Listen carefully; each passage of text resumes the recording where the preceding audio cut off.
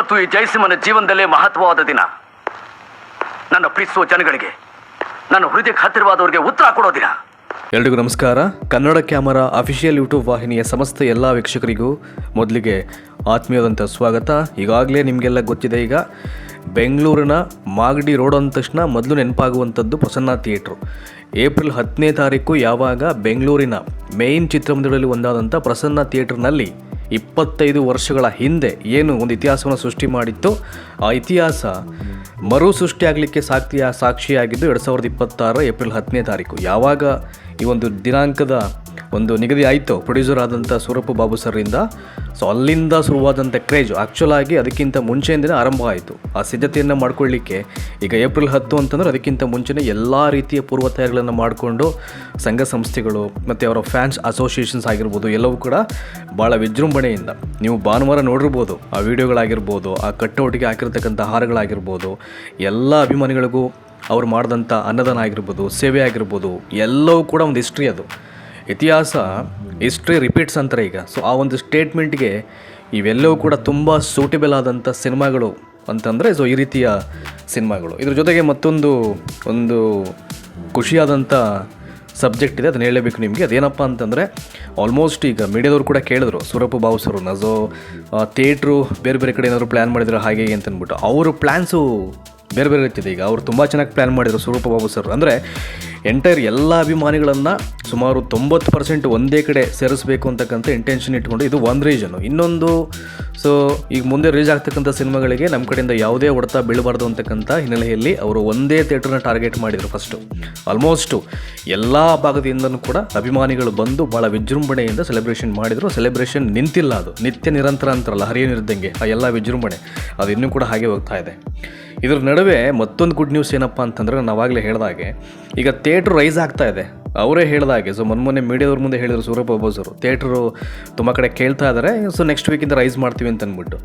April 24ರಿಂದ ನೋಡಿ, ಇದುವರೆಗೂ ಎಲ್ಲೆಲ್ಲಿ ಇದೊಂದು ಸಿನಿಮಾ ಅದ್ಭುತವಾಗಿ ರನ್ ಆಗ್ತಾಯಿದೆ ಅಂತಂದರೆ, ಸೊ ಈಗಿನ ಕಾಲಘಟ್ಟದಲ್ಲಿ ಯಾವುದೇ ಹೊಸ ಸಿನಿಮಾ ಬಿಡುಗಡೆ ಆದರೂ ಕೂಡ ಚಿತ್ರಮಂದಿರ ತುಂಬಿದೆ ಅಂತಕ್ಕಂಥ ಒಂದು ಫ್ರೇಮ್ ಇದೆಯಲ್ಲ, ಅದು ಹಾಕಬೇಕು ಅಂದರೆ ತುಂಬ ಕಷ್ಟಪಡಬೇಕು.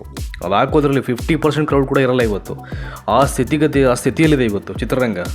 ಸೊ ಹಾಗಾಗಿ ಈ ಸಿನಿಮಾ ಧೂಳೆಬ್ಬಿಸ್ತಿರತಕ್ಕಂಥ ಒಂದು ಹಿಸ್ಟ್ರಿನ ನೋಡ್ತಾ ಇದ್ದರೆ, ಸೊ ಆಟೋಮ್ಯಾಟಿಕ್ ಕೆಲವೊಂದು ಥಿಯೇಟರ್ಸ್ಗಳು ತನ್ನಕ್ಕೆ ತಾನೇ ರೈಸ್ ಆಗ್ತಿರುತ್ತೆ. ನಾನು ಆವಾಗಲೇ ಹೇಳಿದೆ, ಕೆಲವೊಂದು ಸಿನಿಮಾಗಳು ಅಭಿಮಾನಿಗಳ ಮುಖಾಂತರ, ಅಭಿಮಾನಿಗಳು ಅಂದರೆ ಇಲ್ಲಿ ಅರ್ಥ ಮಾಡ್ಕೊಳ್ಬೇಕು, ನಿಷ್ಕಲ್ಮಶವಾದ ಅಭಿಮಾನಿಗಳು, that is very important.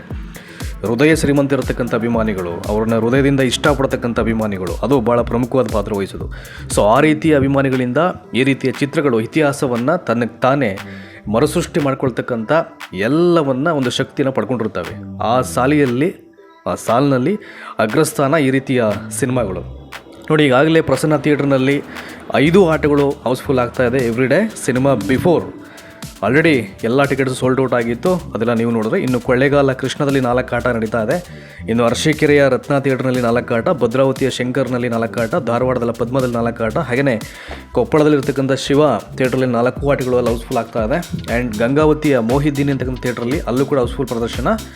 So ಈಗ ಏಪ್ರಿಲ್ 24ರಿಂದ ಬೇರೆ ಬೇರೆ ಥಿಯೇಟರ್ಸ್ಗೆ ಆರ್ಭಟ ಮಾಡಲಿಕ್ಕೆ ಸೊ ಬರ್ತಾ ಇದೆ ಈ ಸಿನಿಮಾ.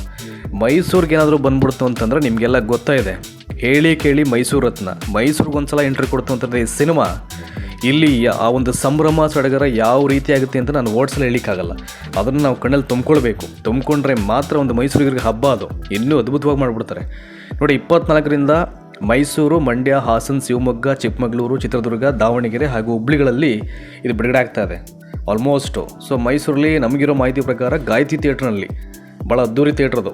ಐ ಥಿಂಕ್ ಮೈಸೂರಿಗಂತೂ ಸಂಭ್ರಮ ಬಿಡಿ. ಅವತ್ತಿಗೆ 24ನೇ ತಾರೀಕಿಂದ ಇಲ್ಲಿ ಒಂದು ಒಳ್ಳೆ ಹಬ್ಬನೇ ಆಚರಣೆ ಮಾಡೋದಂತೂ ಗ್ಯಾರಂಟಿ. ಇಲ್ಲಿ ನೋಡಬೇಕು.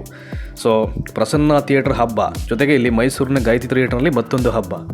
ಸೊ ಹಾಗಾಗಿ ಒಂಥರ ಇಸ್ ಲೈಕ್ ಜಾತ್ರೆ. ಇದು ಸಿನಿಮಾ ಅಂತ ಹೇಳಲಿಕ್ಕಾಗಲ್ಲ, ಜಾತ್ರೆ. ಆ ಲೆವೆಲ್ಗೆ ಭಾಳ ವಿಜೃಂಭಣೆಯಿಂದ ಈ ಸಿನಿಮಾವನ್ನು ಗೆಲ್ಲಿಸಲಿಕ್ಕೆ ಭಾಳ ಒಂದು ಹೃದಯ ಶ್ರೀಮಂತಿಕೆಯಿಂದ ಜನ ಥಿಂಕ್ ಆ ಅಭಿಮಾನವನ್ನು ಇನ್ನೂ ಇಟ್ಕೊಂಡು ಬರ್ತಾ ಇದ್ದಾರೆ. ಸೊ ಅಭಿಮಾನ ನಿತ್ಯ ನಿರಂತರ ಅಂತ ಹೇಳಲಿಕ್ಕೆ ಇವೆಲ್ಲವೂ ಕೂಡ ಉದಾಹರಣೆ.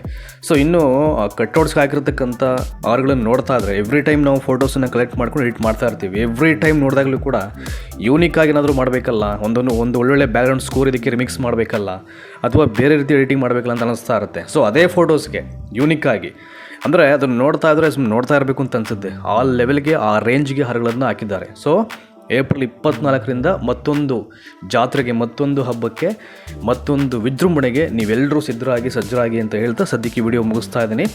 ಸೊ ಅಪ್ಕಮಿಂಗ್ ಅಪ್ಡೇಟ್ಸ್ ಬಂತು ಅಂದರೆ ಅದರ ಬಗ್ಗೆ ಮಾಹಿತಿ ಕೊಡ್ತೀವಿ. ಸೊ ದಯಮಾಡಿ ಎಲ್ಲರೂ ಹೆಚ್ಚಿನ ಸಂಖ್ಯೆಯಲ್ಲಿ ಶೇರ್ ಮಾಡಿ. Thank you so much.